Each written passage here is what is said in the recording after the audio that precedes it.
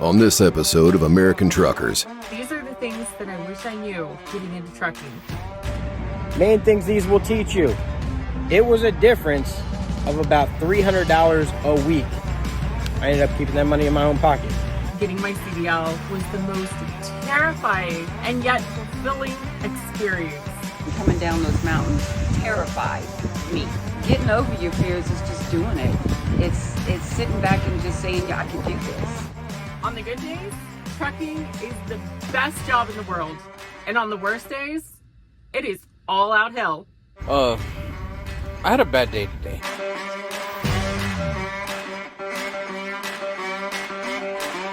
My short fuse done went away. These are the men and women who risk their lives daily to keep America moving.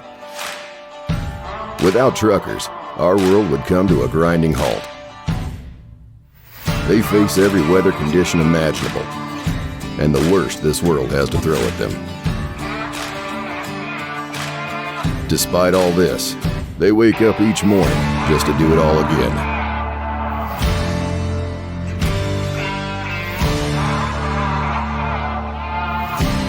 They are American Truckers.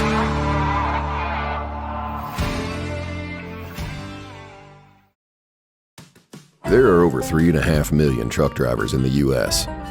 Each year, countless others get their CDL to become over-the-road truckers. Seasoned truckers can give priceless insight to those just starting out. For anybody thinking of going to truck school, but maybe you're on the fence and you're not sure, my advice is go for it.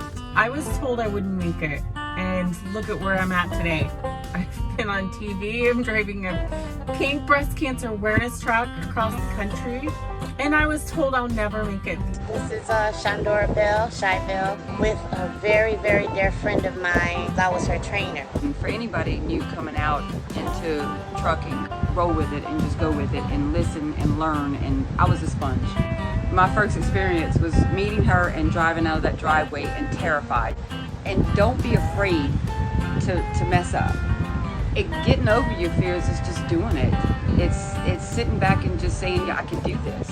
We decided to go get tattoos so that I could see this on my arm when I'm driving, to where this is something that I see. Every time my arm's on that steering wheel, if I'm having doubts, I can know the faith and the courage and having her by my side. I'm not scared to do anything when it comes to a truck. If it fails, just pray that you don't hurt nobody. And you get up and you do it again.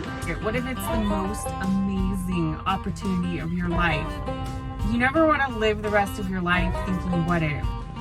So, it's not often that you always have the opportunity to have a doc and have the best back in situations.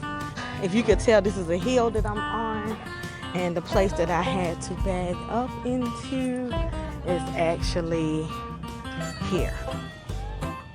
Okay? In every situation that's tight, it's always a ditch on each side.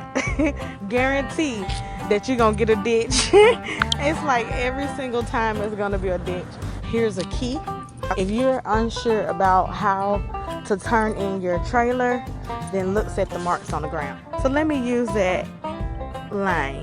Let me use that and put my tires here, and put my tires here, and here, and here, and then you can get straight in. But where look at the ground, see the lines, and beg just like somebody else did before you, because you ain't gonna be the first person that ever bagged in that place. Be observant. It's a dangerous world out here. Time and time again, I've seen women out here that get creepy vibes from somebody at a truck stop, and they'll walk out of the truck stop and realize this guy's like staring at me in the corner, and they'll just keep walking, never looking back. It's like, I'm not gonna look back. I'm not gonna look back. Keep your head on a swivel. Turn your head just like an owl. Picture an owl. Here are true facts about the owl. Baby owls are called owlets, and they look like a cotton ball that grew a face. The owl has large front-facing eyes, which give it a wide range of binocular vision. It must swivel its head around its neck to see. Some owls bob their heads up and down, Try it right now. Bob your head up and down. That's right.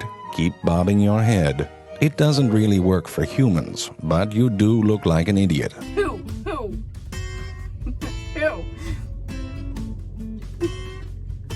If I see somebody looking at me in a creepy way, you know what I do, guys? I turn right around and I stare at them. They crush their victims before swallowing them whole, digesting them, and then vomiting out the bones and fur in a small pellet.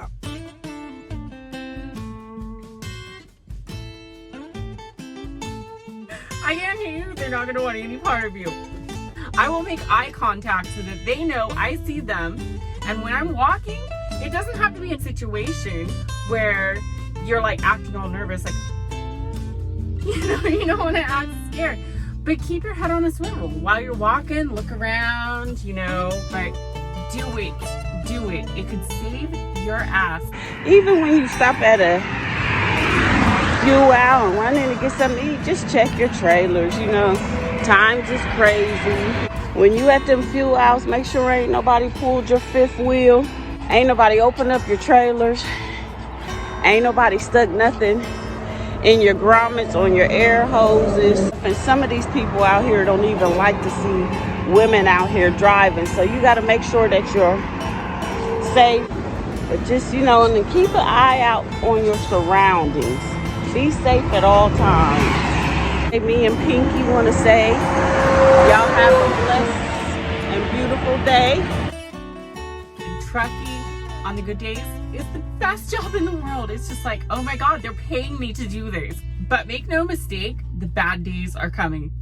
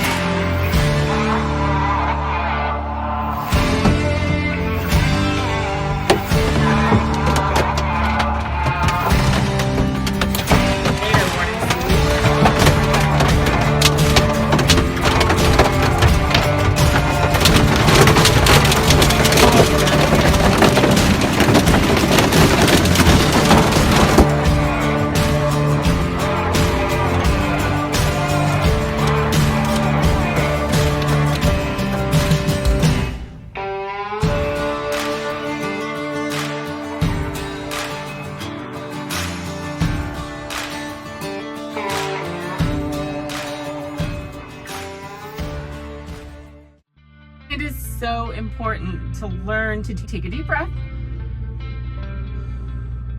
relax, forgive. Not just forgiving others for being stupid zombie cars, but learning to forgive yourself when you lose your cool. At first, I didn't want to do this video. I don't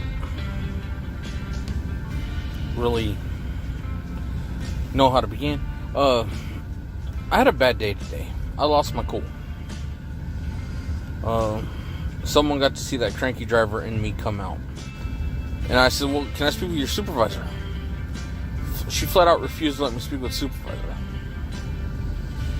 And my short fuse done went away. Because I've got a lot going on. Wasn't able to control my own emotions. And I didn't use my intellect. So I let emotions take control. I remember once I had a gentleman tell me that life is like a handful of sand. You can have that sand up like this the entire time, and you have everything left in there. You can squeeze your hand, turn your hand over, and open up, and that sand's going to fall to the ground. Well, you can reach down and pick some of that back up, but you're not going to grab it all.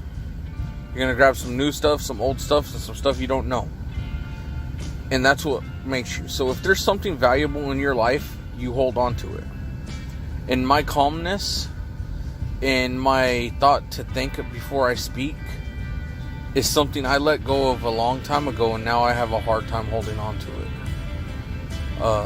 I'm sure others out there can relate to not being able to hold your tongue when you need to.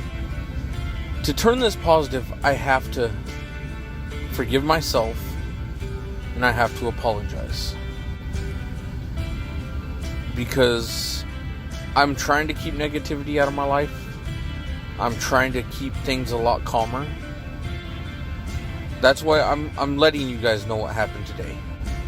We have a very stressful job.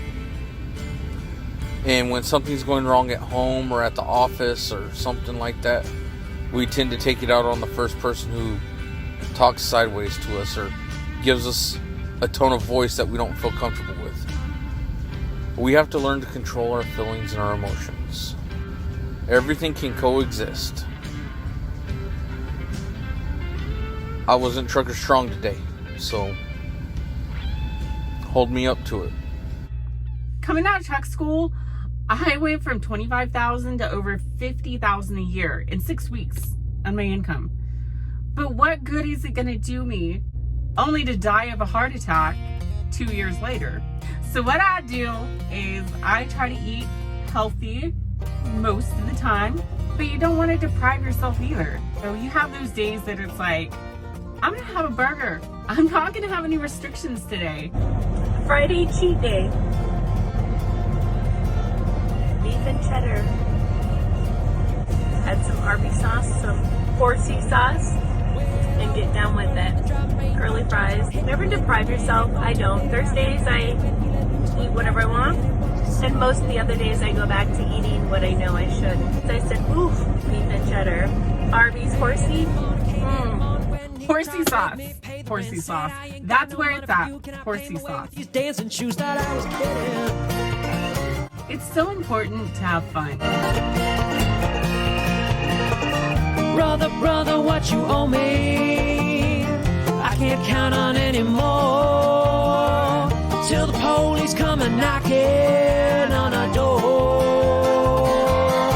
We'll be burning down the house, tear it to the ground, burn it up, tear it down, burning down the house. Well, I spent some time in a backwoods town, ain't nothing to do 'cause there ain't nothing around. Deputy sheriff ran around the block, but the streets are empty and the doors are locked. Got pretty lonely.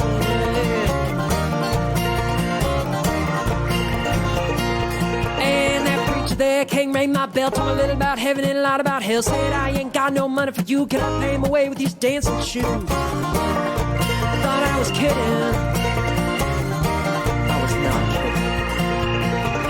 Father, Father, what you owe me, I can't count on anymore. Till the angels come and knocking on our door. We'll be burning down the house, tear it to the ground, burn it up, tear it down, burning down the house. There seems to be this misnomer that you can't have fun and be professional. You can't have fun and be safe and be observant on the road. Well, tell that to me. I am like 1,000,000 safe miles and nearly 9 years out here over the road. And I have fun every day. As with anyone starting down a career path, it is vitally important to have a plan and know where you're going. There are many great options available to the professional driver. Everything from company driver, lease purchase, to running under your own authority. Companies like Riverside Transport out of Kansas City, Kansas, even let drivers create their own custom trucks after a few good years with the company. Hey, RTI family and friends, Erica here with Larry, a 6-year family member, and we're going to take a tour of his new truck. Ready? I'm ready. I tell you what, I'm so happy and proud of this Peterbilt. It's a Peterbilt 567, 2020. Has a Packard MX-13, 13 speed, 326 rear end, disc brakes all the way around, forward set front axle. Now I tell you what, you're going to take a look at this afterburner on here. You're going to love this truck. Believe me. You're gonna want one. And I looked at this particular model for months before I actually ordered it.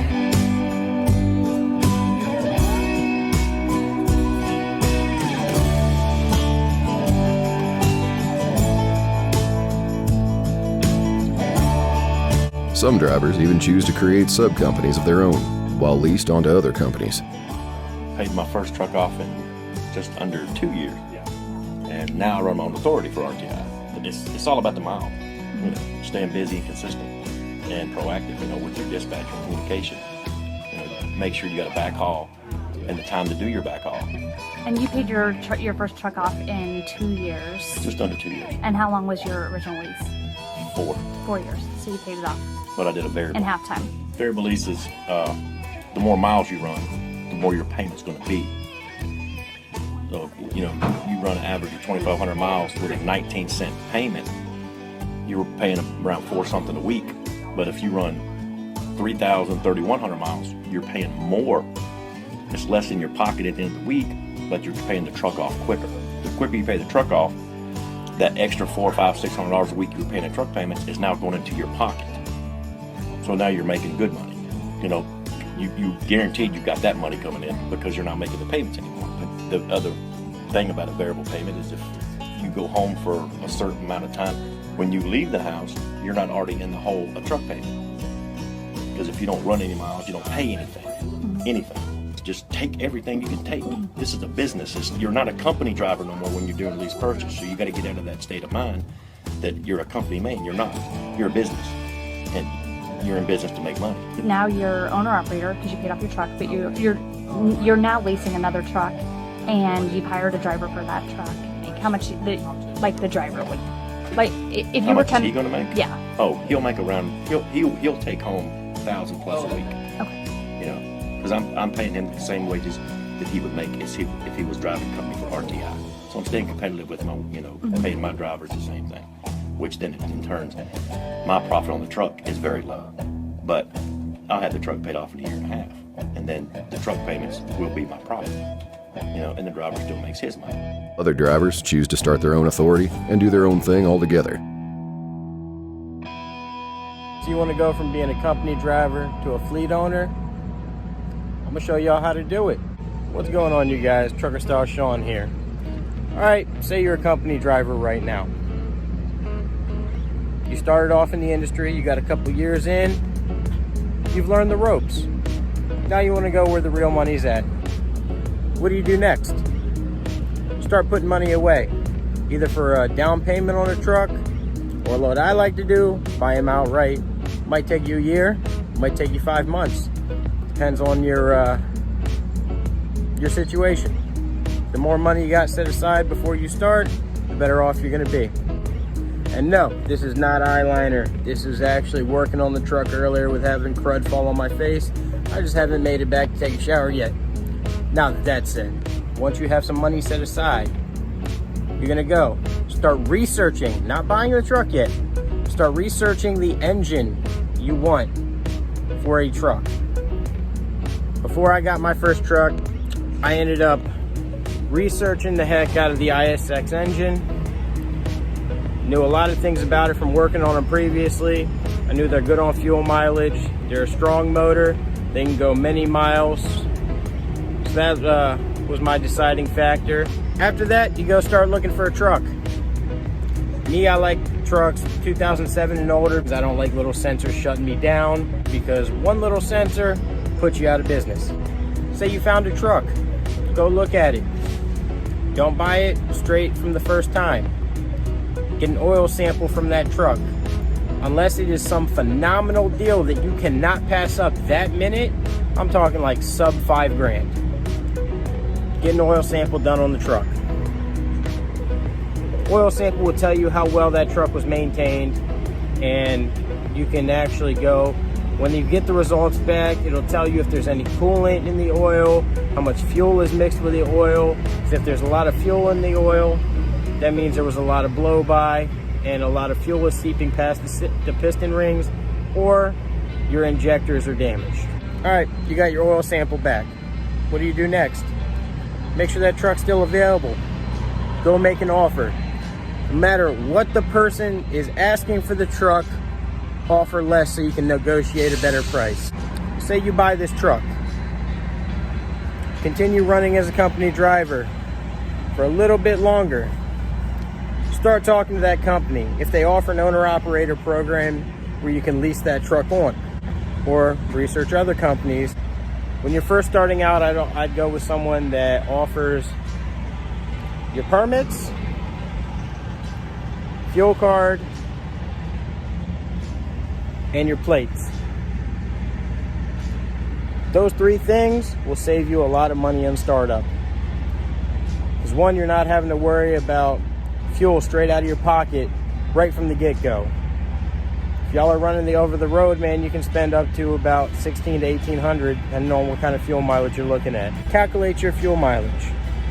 Know your loads. See how many miles you're getting. There should be no change when you're an owner-operator. They should be giving you the same amount of miles at least, if not more. Make sure you'll be able to get the miles with the company you're choosing. All right, now that you got your truck inspected, you're leased on with the company. The reason you're leasing, instead of just going off and getting your own authority straight off the bat, is because you need to learn how to be an owner, okay? You've been a company driver this whole time. You have a company driver mentality. You do not know how it is to run your own company just yet. Main things these will teach you: how to manage your fuel. Know what speed you need to run that truck at to make a better profit margin. If you're saving money on fuel, you don't have to run as many loads because you still end up making about the same profits. It took me about 5 months when I got my first truck to learn this. All right. When I first got my truck, I was hot dogging it everywhere. 70 miles an hour, 75 miles an hour, didn't matter. I was just going. Talked to an old head who told me, slow down, run at 60, and see what the difference is. Like, all right. It was a difference of about $300 a week in fuel. I was running the same amount of loads. I had more than enough time to get there, but I ended up keeping that money in my own pocket. Now that you learn where your truck gets the most fuel mileage, you're also learning how to manage a company. You're learning how to take your own taxes out. You're learning everything it would take to run your own company other than finding your own loads yet. That's the only difference right there. The only difference. You have somebody else booking your freight. Once you have mastered that, then it might be time to start and doing the paperwork for your own authority. Remember, you're still running at one truck at this time. Now, if you want to do it like I did it, if you have a paid off truck, go ahead and get a second truck. Make sure you get it roadworthy. As long as you've been putting money away. Remember, everything you make is not yours to keep.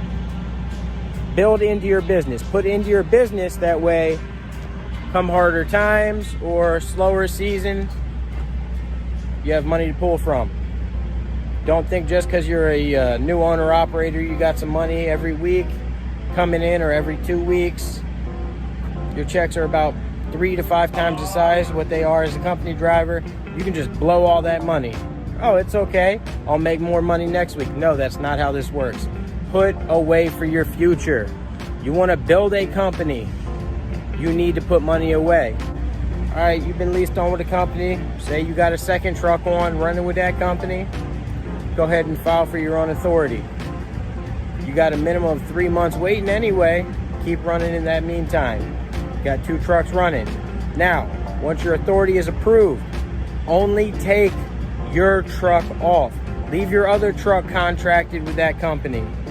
All right? By doing this, you still have steady work with that other truck. You should already have money in the bank set aside. You're just starting off. Now, if you're going to be doing power only, or if you need a trailer, you need to know these things. Honestly, I'd buy a trailer. whether it be drive-in, reefer, flatbed, whatever it is that you do, it doesn't matter. Have your trailer ready. Go ahead, sign up for some of the load boards. Now, if you want to be smart about things, that whole time you were over running as a owner-operator, you should be making some connections. Say you're over there talking to a shipper. You've been going there quite a while. Ask them, who would I have to talk to find out once I get out on my own, since I've been coming here for a while, y'all know me. If I get my own authority, would y'all mind giving me loads? Look at my hair. Wow. Do that to every shipper you go to. After you've been going there a while, start making friends. It's called networking. You have to network to get contracts. You can't just sit in your truck all day and be like, oh, somebody will call me and offer me this nice dedicated lane. No, that's not how it works. Make connections. Talk to them. Find out who's in charge of the shipping department. Get yourself set up. Now, you have your own authority. You've been running and everything. You've been running load boards. Go back to your contacts. Like, hey, I have a fresh authority, but I was wondering if you have anything available for me. I've been hauling for you for over a year or two. Would you mind helping me out? 9 times out of 10, they'll be like, yeah, we know you're reliable. You're always here on time. You call ahead. Sure, I'll take that chance. You have a better chance than Joe Schmo over here just calling, hey, I've never met you, but hey, can you give me a load? It's not how it works. Now you had a dedicated lane. Talk to them. You can get that multiple days a week. Start running loads off the load board. Find out what keeps coming up. You see multiple loads keep coming up at the same time as your backhauls, or whichever lanes you need to go in to get back where you have to go. Same thing. Start making contacts. Cut the broker out of the deal. All right, so you got a good lanes going. You get it to the point you're making contacts all the time. Now it's time to bring that other truck back over to run under your authority. Start running the second truck, same thing. Put him on the accounts that you have a good relationship with. You start finding new accounts. Do the same thing over and over again. Get another truck. Start running them on some of the routes as well. The more accounts you start getting, the more trucks you start rolling. Keep growing the company. Take care of your drivers. Take care of your trucks. Don't flaunt your money. That's the way you get to be a successful fleet owner. Bottom line, with just a little experience and a good CSA score, the sky is the limit for the professional driver.